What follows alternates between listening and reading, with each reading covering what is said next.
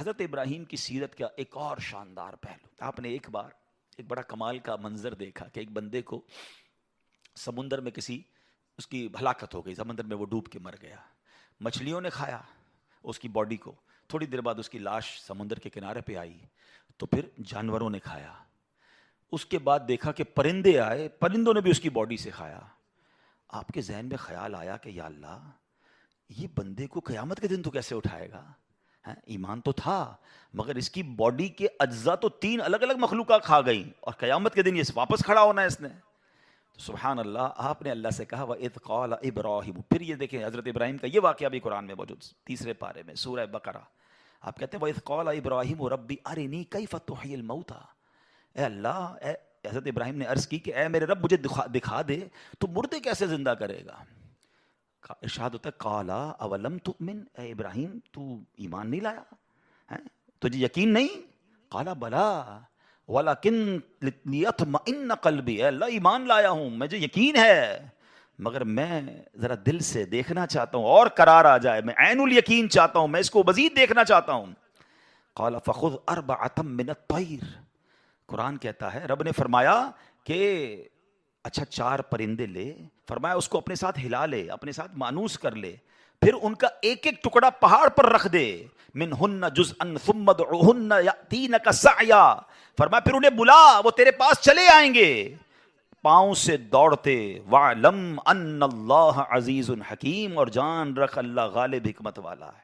اب ہوا کیا، حضرت ابراہیم کو حکم ہوا کہ 4 پرندے لیں۔ اب آپ نے چاروں پرندے الگ الگ لیے، مور لیا، کبوتر لیا، آپ نے مرغ لیا اور ایک گدھ لیا، ان چاروں کو اپنے ساتھ تھوڑا ٹائم رکھا تاکہ وہ آپ سے انسیت پالے، تاکہ چاروں کے بارے میں کنفرم بھی ہو جائے کہ یہی 4 ہے، کوئی اور مکس نہ ہو جائے۔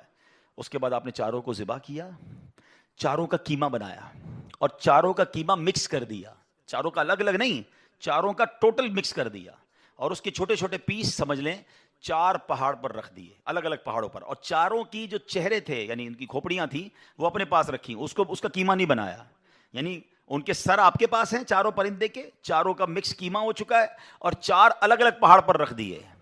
قرآن نے کیا کہا تو انہیں پکارو ہیں، اب یہ بھی ذرا میں آگے آ کے بتاؤں گا اس ایک خوبصورت آیت کے اس جز سے کیا سیکھنے کو مل رہا ہے۔ قرآن نے کیا کہا کہ انہیں پکارو، تو آپ نے کہا یا ایھا الدیک، اے مرغ، یا ایتھا الحمامہ، اے کبوتر، یا ایھا النسر، اے گدھ، یا ایھا الطاؤس، اے مور۔ آپ کی پکار پر وہ چاروں پرندے جو ہیں ان کا قیمہ اب آسمان پر اڑنا شروع ہوا ہے۔ فکشن، گرافکس ہیں، آج کل اینیمیشن کا دور ہے، کمپیوٹر پر جناب لوگ بہت ساری چیزیں بنا لیتے ہیں۔ سنو 5000 سال پہلے قرآن میں یہ واقعہ موجود ہے کہ کیا ہوتا ہے، ان چاروں کا قیمہ اڑتا ہے، اور اب جس کا مرغ کا ہے وہ مرغ کی طرف، مور کا ہے تو مور کی طرف، کبوتر کا چاروں کے جسم پورے کمپلیٹ ہوتے ہیں، سر نہیں ہے، سر تو آپ کے پاس ہے نا، وہ چاروں پرندے بغیر سر کے دوڑتے ہوئے آپ کے پاس آتے ہیں، زندہ ہو جاتے ہیں مگر سر نہیں ہے، قریب آتے ہیں تو حضرت ابراہیم نے ان کا سر جو ہے وہ واپس ان کے پاس لگا دیا، سب سر بھی ان کا لگ گیا، آ کر دانا چگنے لگ گئے۔ حضرت ابراہیم نے اپنی آنکھوں سے مردوں کو زندہ ہونے کا واقعہ دیکھا اور آپ کے دل کو اطمینان اور قرار آیا، میرا رب یہ ہے۔ کیسے ہیں، کہتے ہیں کسی کو شیر کھا جائے، کسی کو مچھلی کھا جائے، کسی کی سمندر میں موت آ جائے، معاذ اللہ کسی کے پرخچے اڑ جائیں، کوئی آگ میں راکھ ہو جائے، میرا رب چاہے تو سب کو دوبارہ جسم، ان کی تمام باڈی کو پھر کریٹ کرے گا اور وہ قیامت کے دن جمع ہوں گے۔ حضرت ابراہیم نے یہ اپنی آنکھوں سے دیکھا، اور یہ واقعہ بھی قرآن میں موجود۔ یہاں کیا سیکھنے کو ملا؟ پہلی بات، میرے رب کی قدرت کیسی ہے، ان اللہ علی کل شیء قدیر، ٹھیک ہے۔ دوسری بات، علماء کہتے ہیں، صوفیانہ تفسیر اس کی لکھی گئی کہ 4 پرندے کیوں لیے گئے، کبوتر، مور، گدھ، اور چوتھا کون سا تھا، مرغ۔ فرمایا ان چاروں کی نا ایک ایک بری خصلت ہے، مرغ ہے اس کے اندر شہوت بہت ہے، جو کبوتر ہے اس کو اپنی اڑان پر بڑا ناز ہے، بڑا تکبر ہے، بہت اونچا اڑتا ہے۔ فرمایا گدھ جو ہے اس کا کیا پرابلم ہے، گدھ کے بارے میں فرمایا کہ وہ لالچی بہت ہے۔ اچھا، پھر اس کے بعد ایک اور پرندہ ہے مور، اس کو اپنی خوبصورتی پر بڑا ناز ہے، وہ خوبصورتی کی وجہ سے بڑا پراؤڈ فیل کرتا ہے۔ تو فرمایا یہ 4 بری عادتیں ہیں، اس کو ذبح کر کے یہ پیغام دیا گیا کہ اگر تم بھی اپنی اونچی اڑان، اپنے اونچے مرتبوں، اپنے اونچے مقام کا تکبر چھوڑ دو، اپنی خوبصورتی پر گھمنڈ کرنا چھوڑ دو، ہوس اور شہوت کے بعد اپنے آپ کو بچا لو، لالچ کر کے دنیا کے بال کے پیچھے بیڑا غرق اپنا نہ کرو، اگر ان عادتوں کو ذبح کر دو تو اللہ آج بھی تمہارے دل کو زندہ فرما دے گا۔ ان کو زندہ کیا نا، فرمایا ان عادتوں کو ختم کرو، رب تمہارے دل کو زندہ فرمائے گا اور اس میں نور داخل فرما دے گا۔ علماء نے اس کی صوفیانہ تفسیر یہ لکھی۔ اور اب ایک اور عقیدے کی بات بھی، کنفیوژن پھیلانے والے بہت کنفیوژن پھیلاتے ہیں، میں تو قرآن سے آج آپ سے بات کر رہا ہوں نا۔ اللہ نے کیا کہا کہ انہیں پکارو، وہ تو دنیا میں نہیں تھے پرندے، مر چکے تھے، کیما بن چکا ہے، کیما بنے ہوئے پرندوں کو رب کہہ رہا ہے پکارو۔ حضرت ابراہیم نے کیسے پکارا، یا ایھا الدیک، یا ایتھا الحمامہ، آپ کبوتر کو پکار رہے ہیں، آپ گدھ کو پکار رہے ہیں، قرآن کہہ رہا ہے پکارو اور نبی پکار رہے ہیں۔ آج کسی کو نہ جانے یا رسول اللہ سے پرابلم ہو جاتی ہے، کسی کو یا غوث پاک سے یا پرندوں کو پکار رہے، قرآن کہہ رہا ہے، تو اس کا مطلب دنیا سے اگر کوئی چلا بھی جائے تو اس کو پکارنے میں کوئی خدا نہ خواستہ پرابلم نہیں ہے۔ اللہ سمجھ کے تھوڑی پکارتا ہے کوئی، اللہ کے بندے سمجھ کر ہی پکار رہے ہیں نا، اللہ کی مخلوق سمجھ کر پکار رہے ہیں۔ اے کاش کہ ہم استغفار کرنے والے بن جائیں۔ اور آپ کو شاید پتہ نہیں ہے، استغفار جہاں گناہوں کی معافی ہے نا، وہاں یہ بہت سارے مسائل کے حل کی کنجی بھی ہے۔ آپ اگر پرابلم میں ہیں، روزی کے مسائل ہیں، اولاد نہیں ہو رہی ہے، یا کوئی بھی پرابلم ہے، ایک واقعہ سنیے۔ حضرت امام حسن بصری رحمۃ اللہ تعالی، بہت بڑے بزرگ، ایک شخص آیا، آ کر کہتا حضور بارش نہیں ہو رہی ہے، قحط کی پوزیشن آ گئی ہے، بارش نہیں ہو رہی، دعا فرمائیں، کو وظیفہ عطا فرمائے۔ آپ نے فرمایا استغفار کر، وہ چلا گیا۔ اچھا، ایک بزرگ بیٹھے تھے ان کے پاس، حضرت ربیع بن صبیح رحمۃ اللہ، وہ دیکھ رہے تھے۔ دوسرا بندہ آیا، کہتا حضور تنگ دستی ہے، کاروبار میں ڈاؤن ہے، رزق میں تنگی ہے۔ آپ نے فرمایا استغفار کرو۔ پھر تیسرا شخص آیا، کہتا حضور اولاد نہیں ہو رہی ہے، حصول اولاد کے لیے وظیفہ لینا ہے، فرمایا استغفار کرو۔ چوتھا بندہ آیا، وہ کہتا کہ حضور میرے باغ میں، فصلوں میں پیداوار کی کمی ہے، فرمایا استغفار کرو۔ حضرت ربیع بن صبیح کہتے ہیں حضور پہلا بندہ الگ پرابلم لے کر آیا، دوسرا الگ، تیسرا الگ، چوتھا الگ، چاروں کو ایک ہی دوائی، چاروں کو ایک ہی وظیفہ، استغفار استغفار۔ آئے ہائے، بڑوں کی بڑی بات ہے۔ قرآن میں بھی پڑھتا ہوں، قرآن آپ بھی پڑھتے ہیں، مگر دیکھو اللہ والے کیسے پڑھتے ہیں۔ کیا خوبصورت جواب دیا آپ نے۔ آپ فرماتے ہیں سورہ نوح پارہ 29 آیت نمبر 10 سے 12 کی آپ نے تلاوت فرمائی۔ اب ذرا قرآن سنیے گا۔ بسم اللہ الرحمن الرحیم، استغفروا ربکم انہ کان غفارا یرسل السماء علیکم مدرارا ویمددکم باموال وبنین ویجعل لکم جنات ویجعل لکم انہارا۔ سبحان اللہ، ذرا سنیے گا، اپنے رب سے معافی مانگو۔ استغفروا ربکم انہ کان غفارا، بے شک وہ بڑا معاف کرنے والا ہے۔ اب دے گا عطا، کیا فرمائے گا؟ یرسل السماء علیکم مدرارا، وہ تم پر موسلا دھار بارش بھیجے گا۔ وَيُمْدِدْكُمْ بِأَمْوَالٍ وَبَنِينَ وَيَجْعَلْ لَكُمْ جَنَّاتٍ وَيَجْعَلْ لَكُمْ أَنْهَارًا، فرمایا اور مالوں اور بیٹوں سے تمہاری مدد فرمائے گا، اور تمہارے لیے باغات بنا دے گا، اور تمہارے لیے نہریں میں بنائے گا۔ باغات بھی بڑھ رہے ہیں، اولاد بھی عطا ہو رہی ہے، مال بھی بڑھ رہا ہے، بارش بھی ہو رہی ہے، کس چیز سے؟ استغفار سے۔ تو استغفار یہ آپ کے بہت سارے پرابلمز کا حل ہے، مسائل کا حل ہے۔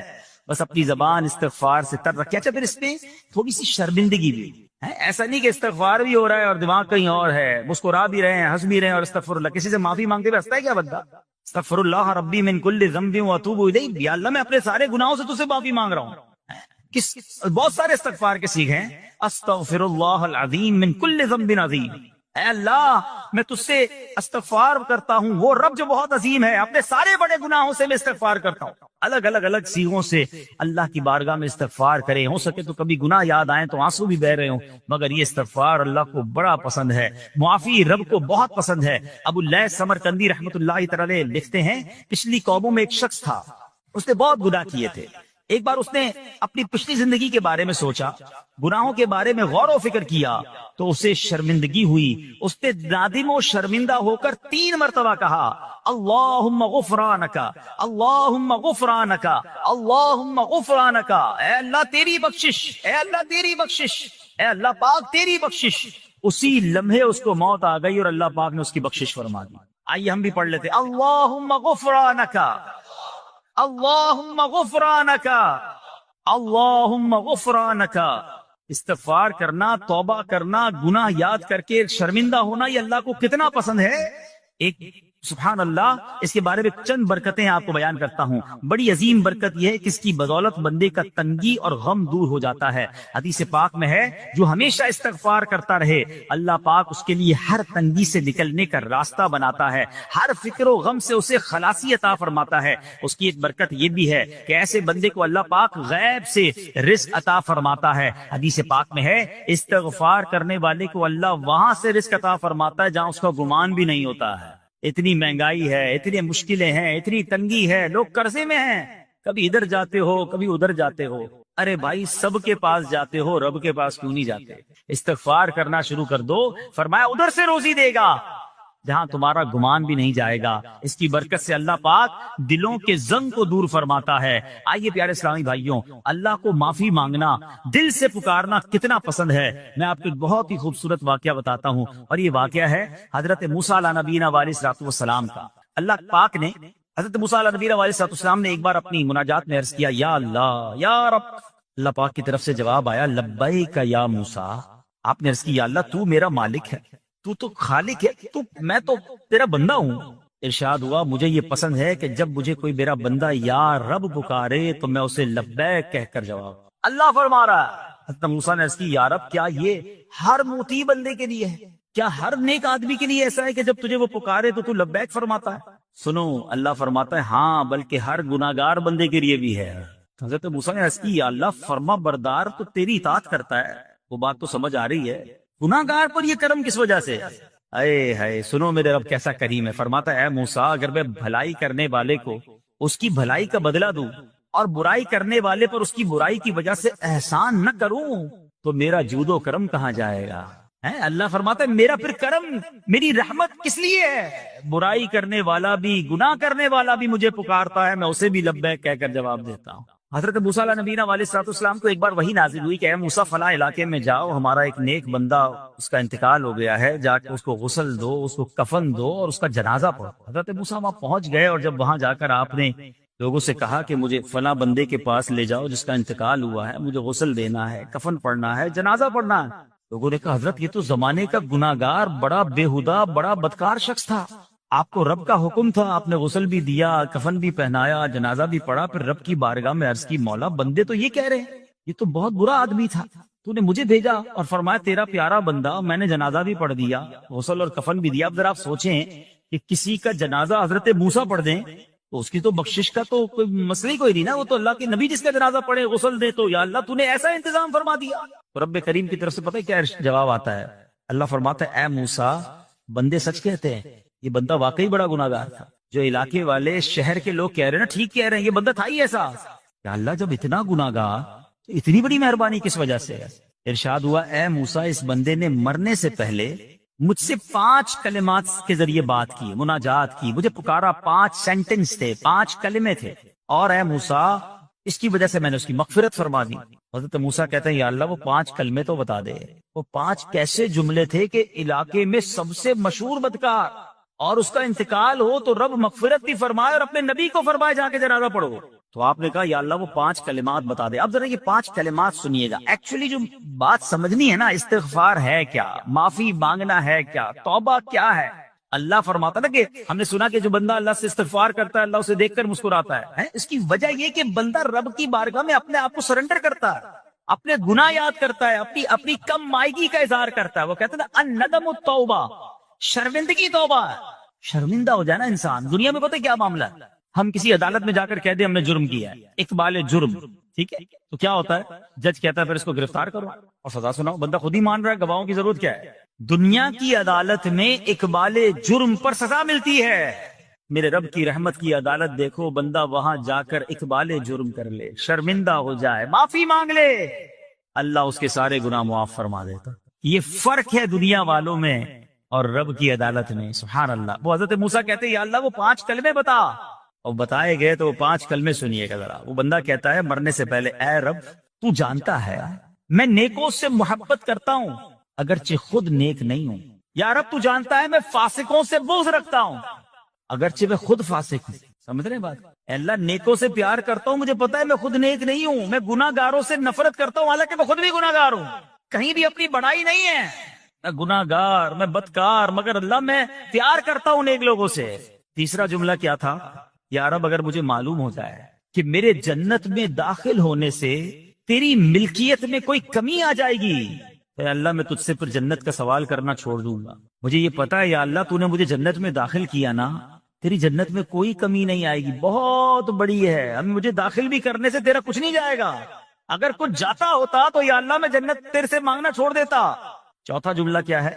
اے رب اگر مجھے معلوم ہو جائے کہ مجھے جہنم میں داخل کرنے سے تیری ملکیت میں اضافہ ہو جائے گا تو میں پھر جہنم سے پناہ نہیں مانگوں گا، یعنی اگر تو تیرے ملک میں تیری شان میں اضافہ ہو رہا ہے مجھے جہنم میں ڈالنے سے، پھر تو میں نہیں کہوں گا تجھے کہ جہنم سے نکال، مگر مجھے پتا ہے تو پہلے ہی مالک ہے، تو پہلے ہی خالق ہے، سب کچھ تیرا ہے، مجھے جہنم میں ڈالنے سے تیری کوئی ملکیت میں اضافہ نہیں ہونا۔ اور آخری بات کیا کہتا ہے؟ یا رب اگر تو مجھ پر رحم نہ کرے گا تو پھر کون کرے گا؟ اللہ فرماتا ہے اے موسیٰ میں نے اس پر رحم کیا، یہ میرے کرم کے لائق تھا، میرے کرم کے لائق نہیں تھا کہ میں اسے ناکام لوٹا دیتا، جب اس لیے کلمات کہے تو میں نے اسے درگزر فرمایا، اس کی مغفرت فرما دی اور میں ہی بخشنے والا مہربان۔ تو اے میرے پیارے اسلامی بھائیوں، آج وہ کام سیکھ کے جانا ہے، سمجھ کے جانا ہے، جس کو جو بندہ کرتا ہے تو رب کی رحمت گویا مسکراتی ہے۔ اب وہ یہ ہے کہ اللہ سے معافی مانگتے رہیں، استغفار کرتے رہیں، اللہ کو راضی کرنے کی کوشش کرتے رہیں، اپنے گناہوں پر ندامت رکھیں کہ جو معافی مانگتا ہے نا اللہ اسے بہت پسند فرماتا ہے۔ حدیث پاک میں آتا ہے التائب من الذنب کمن لا ذنب له، گناہوں سے توبہ کرنے والا ایسا ہے جیسا اس نے گناہ کیا ہی نہیں ہے۔ اچھا اب ایک اور بہت پیارا عمل جس کو دیکھ کر اللہ مسکراتا ہے، وہی میں نے جو تفسیر بتائی کہ اللہ کی رحمت راضی ہو جاتی ہے اور اللہ کی رحمت برستی ہے، رب راضی ہو جاتا ہے۔ نبی پاک علیہ الصلوۃ والسلام نے فرمایا 3 بندے ہیں اللہ پاک انہیں دیکھ کر مسکراتا اور کیا ہوتا ہے؟ فرمایا اور بہت خوش ہوتا ہے۔ اب وہ 3 بندے کون سے ہیں؟ چیک کر لیں ہم ان میں ہیں کہ نہیں۔ فرمایا نمبر 1 وہ بندہ جو رات کو اٹھے، بستر چھوڑے، اچھی طرح وضو کرے، پھر نماز پڑھنے کھڑا ہو جائے، اسے دیکھ کر اللہ پاک فرشتوں سے فرماتا ہے اے فرشتوں بتاؤ میرے بندے کو نیکی پر کس نے اکسایا ہے؟ فرشتے عرض کرتے ہیں مولا تو بہتر جانتا ہے۔ اللہ پاک فرماتا ہے ہاں میں جانتا ہوں مگر تم مجھے بتاؤ۔ فرشتے عرض کرتے ہیں اے مالک کریم تو نے اسے ایک چیز یعنی جہنم کا خوف دیا ہے، یہ اس سے ڈرتا ہے۔ اے اللہ تو نے ان کو ایک چیز جنت کی امید دلائی ہے، یہ اس کی امید رکھتا ہے۔ اے اللہ یہی خوف اور امید ہے جس نے اسے رات کی نیند قربان کر کے تیرے حضور کھڑے ہونے پر ابھارا ہے۔ اب اللہ پاک فرماتا ہے اے فرشتوں گواہ ہو جاؤ، یہ جس چیز سے ڈرتا ہے یعنی جہنم سے ڈرتا ہے، میں نے اپنے اس بندے کو اس سے امن بخشا، اور جس کی امید رکھتا ہے یعنی جنت کی، میں نے جنت اس پر واجب کر دی۔ رات اٹھ کر جب دنیا سوئی ہو بندہ اٹھ کر تہجد کی نماز ادا کرے، اللہ کی بارگاہ میں آنسو بہائے، اللہ فرشتوں کے سامنے گویا فخر فرماتا۔ دوسرے نمبر پر سنو، فرمایا دوسرا وہ شخص جو حق و باطل کی لڑائی میں شریک ہوا، ثابت قدم رہا یہاں تک کہ شہید ہو گیا، یا اللہ پاک نے اسے فتح عطا فرمائی، اللہ اس بندے کو دیکھ کر بھی مسکراتا ہے۔ جہاد کرنے والے مجاہدین یا تو شہید ہو جائیں یا غازی ہو کر لوٹے اللہ کی رضا کے لیے، اللہ کی رحمت ان پر بھی چھما چھم برستی ہے۔ اور تیسرے نمبر پر فرمایا تیسرا وہ بندہ جو رات کو سفر کرتا ہے، یہاں تک کہ رات کے آخری حصے میں جب کہیں ٹھہرتا ہے تو اس کے ساتھ والے سو جاتے ہیں مگر وہ کھڑا ہو کر نماز پڑھنے لگتا ہے، اس بندے کو دیکھ کر بھی اللہ پاک مسکراتا ہے۔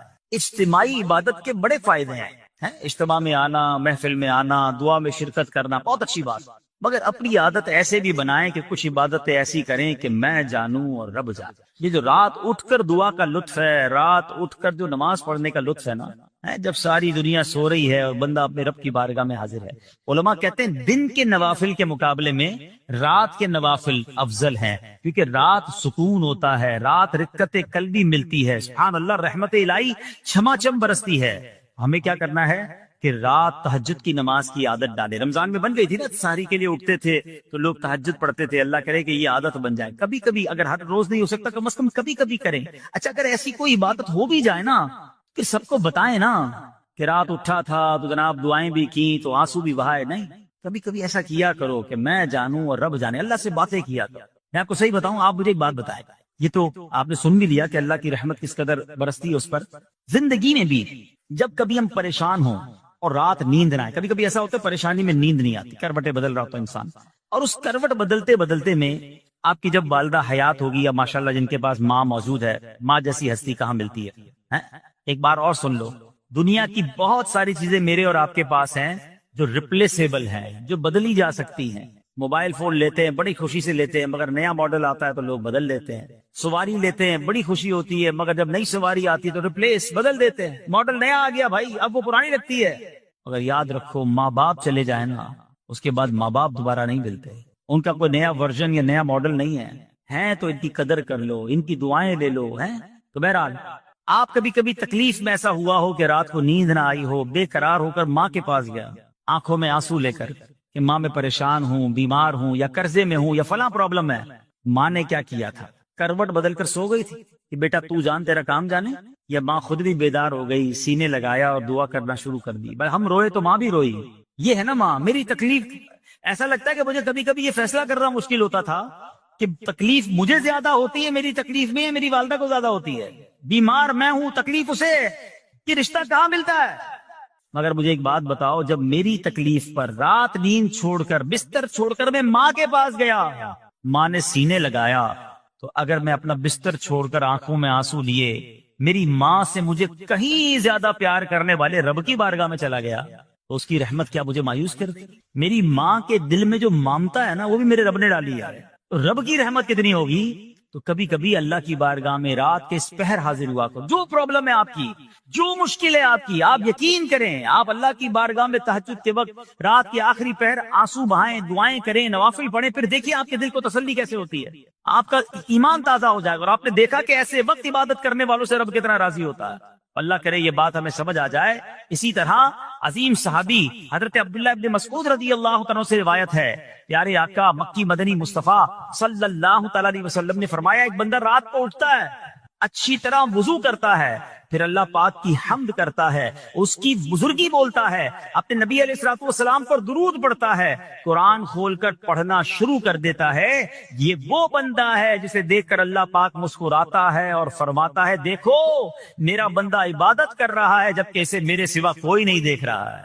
اللہ، یہ کاش ہمیں عادت مل جائے کہ ہم اکیلے میں عبادت کریں، انفرادی عبادت کریں. میں جانوں، میرا رب جانے. کبھی تلاوت کریں، کبھی درود پڑھیں، کبھی دعائیں کریں، کبھی آنسو بہائیں. سبحان اللہ، اس کا مزہ ہی اور ہے. ہاں، کبھی ایسا ہونا چاہیے. ہم محفل میں عشق رسول کے عالم میں رو بھی پڑتے ہیں، مدینے کی یاد ہو، نعت شروع ہو تو ہماری آنکھوں میں آنسو آ جاتے ہیں، یہ بھی اچھی بات ہے. مگر کبھی کبھی رات ایسی بھی ہونی چاہیے کہ دل میں ہو یاد تیری، گوشئے تنہائی ہو. دل میں ہو یاد تیری، گوشئے تنہائی ہو، پھر تو خلوت میں عجب انجمن آرائی ہو. کبھی زندگی میں ایسی راتیں بھی آنی چاہیے. وہ ہے نا، جاگ اٹھا اشکوں کا مقدر، عشق نبی میں روتے روتے کیسی گزری رات نہ پوچھو. کبھی کبھی ایسی رات بھی گزرنی چاہیے کہ آقا کی یاد میں آنسو بہ رہے ہوں، مدینے کی یاد میں، گھر والوں کو بھی پتہ نہ چلے. ہلکی ہلکی آواز میں کبھی نعت شریف لگا لیا کریں، کبھی مناجات لگا لیا کریں. ہم پتہ نہیں کیا دیکھتے دیکھتے سوتے ہیں.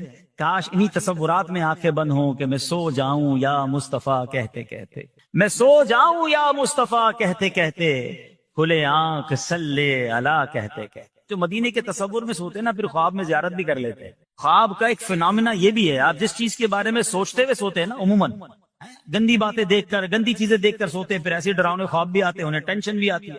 فلموں میں بھی ماردار دیکھی، خواب میں بھی لڑائی جھگڑے دیکھ رہے ہیں. جو مدینے کی یادوں میں سو رہا ہے، جو باوضو سو رہا ہے، جو اللہ کا ذکر کر کے سو رہا ہے، جو نوافل پڑھ کے سو رہا ہے، پھر دیکھو خواب میں بھی کہاں کہاں کی سیر کرے گا انشاءاللہ. تو اپنی خلوتوں کو اچھا کرے، اپنے اکیلے وقت کو بھی خوبصورت کریں، آنسو بہائیں. اور سبحان اللہ، تہجد پڑھنے والوں کے چہروں پر نور بھی آ جاتا ہے. ہاں، یہ ایک الگ نعمت انہیں ملتی ہے، اللہ نصیب فرما دے. اچھا، ایک اور خوبصورت کام ہے، اللہ کریم جنہیں دیکھ کر مسکراتا ہے. فرمایا، حضرت ابو سعید خدری رضی اللہ تعالیٰ فرماتے ہیں، رسول ذی شان مکی مدنی سلطان صلی اللہ تعالیٰ علیہ وسلم نے فرمایا، 3 بندوں کو دیکھ کر اللہ پاک مسکراتا ہے. وہ قوم جو نماز میں صفیں سیدھی کرتی ہے، اور وہ بندہ جو اللہ پاک کی راہ میں جہاد کرتا ہے. تیسرا وہ بندہ جو رات کے اندھیرے میں عبادت کرتا ہے، انہیں دیکھ کر اللہ پاک مسکراتا ہے. جہاد والی بات اور رات والی عبادت کی بات تو ہو گئی. اب اس میں نئی بات سیکھنے کو ملی، صفیں درست کرنے والی. اب روز نماز پڑھ رہے ہیں، صفائی درستی کر رہے ہوتے، امام صاحب کہہ کے تھک جاتے، کاندھے سے کاندھا ملائیں، صفوں کو سیدھا کریں. صفوں کو سیدھا کرنے والوں کو دیکھ کر رب کی رحمت مسکراتی ہے، رحمت برستی ہے. اب یہ کتنا آسان کام ہے، مگر اس کی طرف بھی توجہ نہیں ہوتی ہے. یاد رکھیے کہ صفیں سیدھی کرنا یہ بڑی نیکی ہے، اور اللہ کرے کہ ہم اس پر عمل کرنے والے بنے. اور صفیں درست نہ کرنا ترک واجب، ناجائز اور گناہ ہے. سیدھی صفیں نہیں کرتے، نہیں، ناجائز کرتے ہیں، گناہ کرتے ہیں. صف درست نہ کرنے سے نماز ناقص رہ جاتی ہے. اور یہ بعض اوقات لوگ کہتے ہیں یار ہمیں نماز میں وسوسے بہت آتے ہیں. روایتوں میں آتا ہے صف درست نہ کرنا نماز میں وسوسے آنے کا سبب ہے. صفیں ٹھیک نہیں ہوگی نا، عجیب عجیب سی باتیں دماغ میں آئیں گی. کیوں؟ حدیث پاک میں آتا ہے شیطان تمہارے درمیان بھیڑ کے بچے کی طرح گھس جاتا ہے. شیطان صفوں میں گھس جاتا ہے. صف سیدھی نہ کرنے میں چہرہ بگڑنے کا اندیشہ ہے. اب ذرا غور کر لیجیے یہ کتنا ضروری ہے. قرآن کریم میں ایک سورت ہے سورہ صافات. اس مبارک سورت کی پہلی آیت میں اللہ پاک نے فرمایا بَالصَّافَّاتِ صَفًّا، ان کی قسم جو باقاعدہ صفے باندھے ہوئے ہیں. حضرت عبداللہ ابن مسعود فرماتے ہیں یہاں صفے باندھنے والوں سے مراد فرشتے ہیں. حضرت جابر بن سمورہ رضی اللہ تعالیٰ عنہ فرماتے ہیں ایک دن پیارے آقا مکی مدنی مصطفیٰ صلی اللہ تعالیٰ علیہ وسلم تشریف لائے اور فرمایا تم ایسے صف کیوں نہیں بناتے جیسے فرشتے صفے بناتے ہیں. ہم نے عرض کی یا رسول اللہ صلی اللہ تعالیٰ علیہ وسلم فرشتے کیسے صف بناتے ہیں؟ فرمایا پہلے اگلی صف مکمل کرتے ہیں اور خوب مل کر کھڑے ہوتے ہیں. سبحان اللہ، مبارک ہو مسلمانوں کو، وہ صفیں سیدھی کرتے ہیں، اچھی طرح کاندھے سے کاندھا ملاتے ہیں، گویا یہ فرشتوں کا کام کر رہے ہیں، فرشتوں والا کام کر رہے ہیں. تفسیر طبی میں ہے فاروق اعظم رضی اللہ عنہ کا یہ معمول تھا جب نماز پڑھانے لگتے تو نمازیوں کو فرماتے صفیں سیدھی کر لو، اے فلاں ذرا آگے ہو جاؤ، اے فلاں ذرا پیچھے ہو جاؤ. پھر فرماتے بے شک اللہ پاک تمہیں فرشتوں کی طرح دیکھنا پسند فرماتا ہے. تو صفیں سیدھی رکھنا یہ فرشتوں کا انداز ہے اور اللہ کی رحمت خوب برستی ہے، گویا رب مسکراتا ہے انہیں دیکھ کر. تو اے میرے پیارے اسلامی بھائیوں، اور بھی بہت سارے کام ہیں جس کو دیکھ کر، جن کو کرنے سے اللہ کی رحمت چھما چھم برستی ہے. مسلمانوں کی پیاری امی جان حضرت عائشہ صدیقہ طیبہ طاہرہ رضی اللہ تعالی عنہا سے روایت ہے رسول رحمت شفیع امت صلی اللہ تعالی علیہ وآلہ وسلم نے فرمایا جب بندہ مجھ پر درود پاک پڑھتا ہے تو اس کی برکت سے ایک فرشتہ اللہ پاک کی بارگاہ میں حاضر ہوتا ہے. اس فرشتے کے لیے حکم ہوتا ہے کہ اسے میرے بندے کی قبر کے پاس لے جاؤ تاکہ یہ میرے بندے کے لیے مغفرت کی دعا کرتا رہے اور میرے بندے کی آنکھیں ٹھنڈی ہوتی رہیں. ذات والا پہ بار بار درود، ذات والا پہ بار بار درود، بار بار اور بے شمار درود. قبر بے خوب کام آتی ہے، بے کسوں کی ہے یار غار درود. صلو علی الحبیب صلی اللہ تعالی علی محمد صلی اللہ علیہ وسلم. پیارے پیارے اسلامی بھائیوں، کچھ دنوں پہلے ہی کی بات ہے، ایک شور اٹھا کہ ماہ رمضان کا چاند نظر آ گیا، اور جیسے ہی رمضان آیا مسجدوں کی رونقیں بڑھ گئیں، نمازیوں کی تعداد بڑھ گئی. ایک عجب سما تھا سحری کا، ایک روحانی منظر تھا افطار کا. نوجوان، بوڑھے، بچے، اسلامی بہنیں سبھی عبادت میں مشغول ہو گئی. دیکھتے ہی دیکھتے عشرہ رحمت گیا، عشرہ مغفرت آیا، وہ بھی جدا ہوا. ہمیں لگا کہ ہم عشرہ رحمت اور عشرہ مغفرت میں ویسی عبادت نہیں کر سکے، اب آخری عشرے میں خوب عبادت کر لیں گے، تاک راتیں بھی ہیں. مگر غفلت میں وہ آخری عشرہ بھی گزار دیا. رمضان ہمیں تڑپا کر، بہاریں لٹا کر، برکتیں عطا کر کے ہم سے اب جدا ہو چکا ہے. اب رمضان یقیناً اگلے سال بھی آئے گا، مگر یہ نہیں پتا کہ ہم اس رمضان میں ہوں گے یا نہیں ہوں گے. ہمیں یہ بھی نہیں معلوم ہماری مغفرت ہوئی کہ نہیں. ہم رب کریم سے دعا کرتے ہیں کہ اللہ جن لوگوں نے تجھے راضی کیا ان کا واسطہ ہم سے راضی ہو جا، جن لوگوں کی مغفرت فرمائی ان کا واسطہ ہماری مغفرت فرما دے. ماہ رمضان کی بس اب یاد ہی باقی رہ گئی ہے. اب رمضان کے بعد کی زندگی ہے. اب زندگی ہمیں ایسے گزارنی ہے کہ جو ہم نے رمضان میں روحانیت حاصل کی، جو برکتیں حاصل کی، جو ہمیں تقوی کی سوغات رمضان سے ملی ہے، کہیں وہ ضائع نہ ہو جائے. ہمارا دشمن آزاد ہو چکا ہے، شیطان حملہ کرنے کے لیے بھرپور تیاری پر آمادہ ہے. کئی لوگوں کو تو اس نے پہلے 2 دنوں میں ہی مسجد سے دور کر دیا ہوگا. اب ہمیں بھی غور کرنا ہے کہ کیا ہمیں بھی اپنی ساری عبادتیں، ساری ریاضتیں، ساری روحانیت ضائع کرنی ہے یا نہیں. ہم نے انشاءاللہ اس کو کنٹینیو کرنا ہے جو ہم نے رمضان میں اعمال شروع کیے تھے، جو نیکیاں شروع کی تھی. بڑی پیاری ایک حدیث پاک ہے کہ رمضان وہ مہینہ ہے من